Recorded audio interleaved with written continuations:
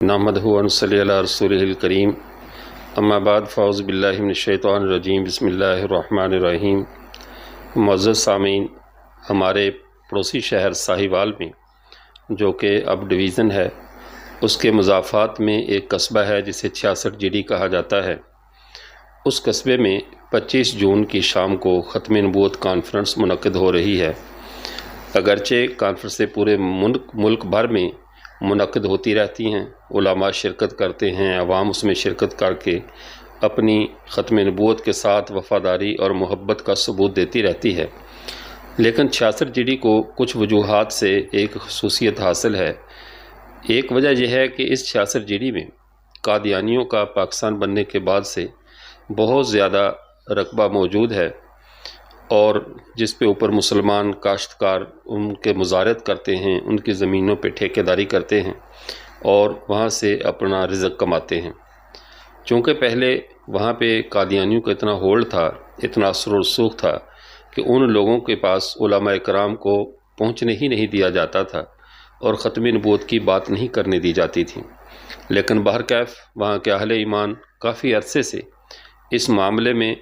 چین بجبیں تھے اور کوشش کر رہے تھے کہ کسی نہ کسی طرح یہ جمود ٹوٹے اور یہ جو ان کے خوف کا بت ہے یہ پاش پاش ہو اور مسلمان قادیانیوں کی زمینوں پر کاشتکاری کرنے سے باز آئیں۔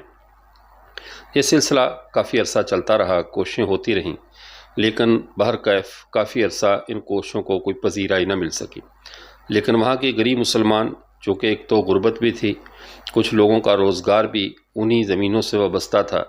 تو جب تک اس کا متبادل کوئی نظر نہ آئے تو مسئلہ سمجھنا ذرا ان کے لیے مشکل ہو جاتا ہے۔ آج سے سال ڈیڑھ سال قبل جب ہم سے ان لوگوں نے رابطہ کیا تو میں نے ملک پاکستان کے ہمارے معروف نعت خواں اور ہمارے برادر محترم حضرت مولانا شاہد عمران عارفی صاحب دامت برکاتہم العالیہ، ان کی معیت میں اس علاقے کا سفر کیا۔ مقامی لوگ جو دعوت دینے والے تھے وہ وہاں کے جو دوسری پارٹی تھی، اگرچہ وہ بھی مسلمان ہی تھے اور ان کا بھی کوئی عقیدے میں ایسا مسئلہ نہیں تھا، لیکن اس مسئلے کے معاملے میں ان کے اوپر ایسی وضاحت نہیں ہوئی تھی کہ ان کے دل اس بات کو تسلیم کرنے کے لیے ایسے کھل جاتے جیسے دوسرے غریب مسلمانوں کے دل کھل چکے تھے۔ تو ان لوگوں کا ایک خوف طاری تھا اور معاملہ انتہائی گمبھیر صورتحال اختیار کر چکا تھا۔ لیکن مولانا شاہد عمران عارفی صاحب دامت برکاتہم، ان کے وہاں پہ کچھ تعلقات تھے، ان تعلقات کا فائدہ اٹھاتے ہوئے ہم نے نماز عصر وہاں پر ادا کی اور اپنی دعوت دی، ان سے بات کی۔ کچھ ناپسندیدہ حالات بھی پیش آئے، لیکن الحمدللہ جو کلمہ حق تھا وہ پوری جرت سے کہا گیا۔ پھر اس کے بعد یہ تحریک زور پکڑا اور ارد گرد کے دیہات میں اور لوگوں نے اس بات کو قبول کیا اور قادیانیوں کی زمین پر کاشتکاری کرنا چھوڑ دی۔ یہ سلسلہ چلتا رہا، بہت سارے لوگ زمینیں چھوڑتے رہے، حتیٰ کہ جو دوسرا گروپ تھا جو اس بات کا حامی تھا، اگرچہ ان کے حسن نیت بھی پر ہم شک نہیں کرتے، کہ ان کے ذہن میں یہی تھا کہ یہاں کے مسلمان اگر زمینیں کاشت نہیں کریں گے تو ان کے پاس کوئی متبادل حل نہیں ہے، تو ان کے روزگار کا مسئلہ بنے گا۔ لیکن جب ہم نے ان سے ملاقات کی اور ان کو بات سمجھائی، بحمد اللہ تعالی عقیدے کے معاملے میں وہ بھی اہل حق کے ساتھ شانہ بشانہ بنے، ساتھ چلے، چونکہ عقیدے کے معاملے میں وہ بھی قادیانیوں کو ویسے ہی دائرہ اسلام سے خارج اور زندیق سمجھتے تھے، جیسے کہ وہ طبقہ جو زمینیں چھوڑنے کے لیے تیار تھا وہ ان کو زندیق اور دائرہ اسلام سے خارج سمجھتا تھا۔ یہ پہلے تو غریب طبقوں کی طرف سے اور دوسرے لوگوں کی طرف سے دعوت چلتی رہی، اور آج الحمدللہ وہی قصبہ ہے، وہی دیہات ہے جہاں پر یہ 1.5-2 سال کی مسلسل محنتوں کے بعد آج یہ بات اس سطح تک پہنچی ہے کہ اس میں الحمدللہ عالی مجلس تحفظ ختم نبوت کے مرکزی قائد حضرت مولانا اللہ وسعت صاحب حافظہ اللہ بھی تشریف لا رہے ہیں، اور کھل کر اسی قصبے میں جہاں ختم نبوت کی بات کرنا کسی دور میں جرم تصور کیا جاتا تھا اور اس کو شرارت سے تعبیر کیا جاتا تھا، آج جانبین دونوں فریق اپنے پیارے پیغمبر صلی اللہ علیہ وسلم کی ختم نبوت پر بات کرنے، بات سننے کے لیے مل کر اس طرح محنت کر رہے ہیں اور اس طرح کوشش کر رہے ہیں کہ سب کی کوششیں قابل تحسین ہیں اور اس لائق ہیں کہ اللہ ان کو شرف قبولیت بخشے۔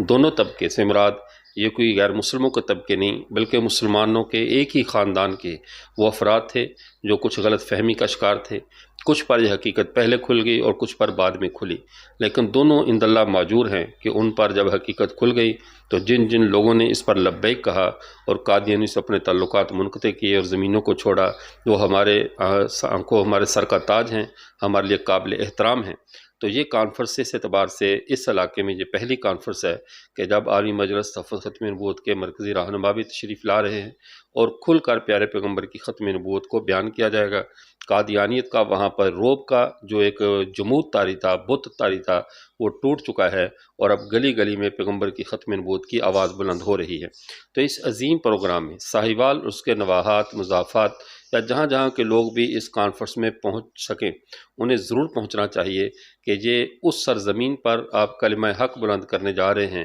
اس سرزمین پر رسول اللہ صلی اللہ علیہ وسلم کے نام کو اونچا کرنے جا رہے ہیں، جس سرزمین جو زمینیں جہاں اللہ کے نبی کے باغیوں کی ہیں اور وہاں بسنے والے غریب مسلمان ہیں، آپ ان کی حوصلہ افزائی کریں، ان لوگوں کی جو غریب تھے، اور جب آپ ان کے ساتھ شانہ بشانہ کھڑے ہوں گے ان کا حوصلہ بڑھے گا کہ الحمدللہ اگر ہم نے باوجود اپنی قسم پرسی کے رسول اللہ کی ختم نبوت کے دفاع کے لیے آواز بلند کی تھی، تو آج پورے اہل علاقہ اور سب اہل ایمان ہمارے ساتھ ہیں۔ الحمدللہ پورے شہر قصبے میں اس وقت کوئی بھی ایسا مسلمان نہیں ہے کہ جو اس معاملے میں کسی بھی شک و شبہ کا شکار ہو کہ یہ قادیانیوں کی زمینیں کاشت کرنا حرام اور ناجائز ہے اور ان کے ساتھ کسی قسم کا تعلق رکھنے کی اجازت شریعت میں نہیں ہے۔ سب لوگوں نے بحمدللہ شریعت پر لبیک کہا، اور کچھ نے تو عملاً بھی لبیک کہا کہ زمینوں کو چھوڑ دیا، اور کچھ کی اگر مجبوریاں ہیں، ابھی کچھ باقی ہیں، تو دل سے وہ بھی نفرت کرتے ہیں اور اللہ سے مانگ رہے ہیں اللہ ان کو بھی رزق کے متبادل حلال ذرائع نصیب فرمائے کہ قادیانیوں کی زمینوں پر نوکری کرنے سے وہ باز آ جائیں۔ اللہ تعالیٰ ہمارے 66 جی ڈی کے ان نوجوانوں کو بہترین جزا دے جنہوں نے یہ محنت کی اور یہ 25 جون بروز ہفتہ بعد نماز مغرب اس عظیم الشان ختم نبوت کانفرنس کا اہتمام کیا۔ علماء، عوام الناس، ہر طبقہ ہے فکر سے تعلق رکھنے والے لوگ اسی ہفتے کو یہ جو آ رہا ہے اس کی شام کو 66 جی ڈی میں ضرور تشریف لائیں، شرکت کریں اور اپنے ان غریب مسلمانوں کا حوصلہ بڑھائیں جنہوں نے انتہائی قسم پرسی کے عالم میں یہ آواز بلند کی، اور آج الحمدللہ ملک بھر میں ان کا نام بلند ہے اور آواز گونج رہی ہے۔ اللہ تعالیٰ تمام مسلمانوں کو عقیدہ ختم نبوت سے دلی وابستگی اور جسمانی اور مالی ہر اعتبار سے قربانی دینے کا ان میں جذبہ پیدا فرمائے۔ وآخر دعوانا الحمدللہ رب العالمین۔